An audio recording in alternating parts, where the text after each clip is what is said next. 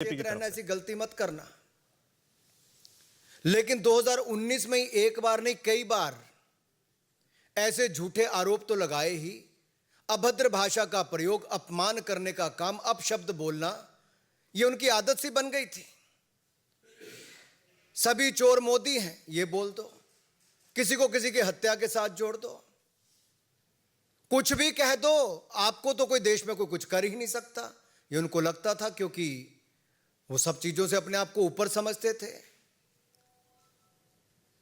तो सूरत के कोर्ट ने तो याद करवाया कि 2018 में भी तुम्हें कहा था भाई सुधार नहीं हुआ, उसके बाद बार बार आपने गलतियां की हैं, और एक सांसद जब ये गलती कर रहा है तो कुछ ना कुछ दंड ऐसा देना चाहिए कि अब भविष्य में ना हो। जहां तक सदस्यता जाने की बात है, ये लिली थॉमस केस में बहुत स्पष्ट है जी, सुप्रीम कोर्ट की जजमेंट के बाद, कि 2 साल का दंड हुआ और दोष सिद्धि के बाद अगर उसके ऊपर रोक नहीं लगी तो आप सस्पेंड माने ही जाते हो। इसकी तो पुष्टि करने का काम ही केवल लोकसभा में होना था। And the Lok Sabha speaker has only confirmed the legal position. He is not required to take any decision or pass any speaking order.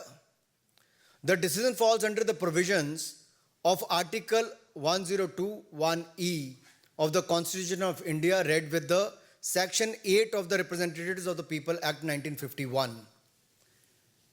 लेकिन जो धर्मेंद्र जी ने कहा, स्पष्ट है कि 2 साल की सजा थी, संसद की सीट सांसद के रूप में छुट्टी होनी थी।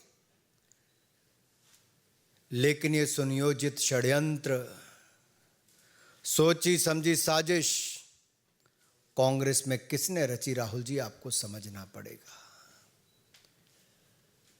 इसकी जड़ तक जाना ही पड़ेगा। कौन है जो छुटकारा पाना चाहते थे? कौन है जो बैटरी ऑफ लॉयर्स कांग्रेस में? तो देखिए जी, राज्यसभा के सांसद और लोकसभा के इतने हैं जो बड़े नामी ग्रामी लॉयर्स हैं जी। क्या एक भी सही राय देने वाला कांग्रेस में नहीं बचा, मिला, या जानबूझकर गलत रास्ते पे डाला गया? ये छुटकारा कौन पाना चाहता था? एक तो मैंने कहा वायनाड के लोगों को तो छुट्टी मिल गई, अमेठी वाले पहले पा चुके थे। लेकिन ये काम, ये जो लगता है कि डायनेस्टी का होने तो मैं इससे ऊपर हूं, सबसे ऊपर हूं।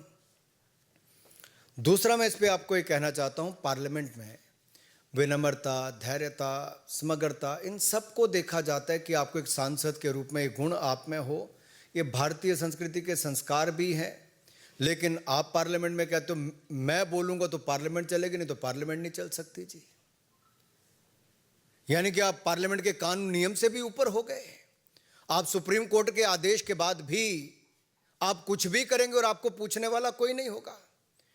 ये असंसदीय उनका आचरण पहले भी रहा है, और ये अहंकार जो लगातार दिखता रहा।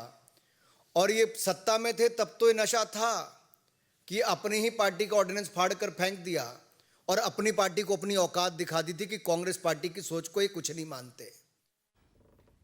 अनुराग ठाकुर बहुत गंभीर आरोप लगा रहे हैं। अखिलेश जी, कांग्रेस पार्टी में कौन है जो कि राहुल गांधी से छुटकारा पाना चाहता है, या फिर जानबूझकर राहुल को शहीद बनाने की एक ये प्लानिंग की थी कांग्रेस पार्टी ने?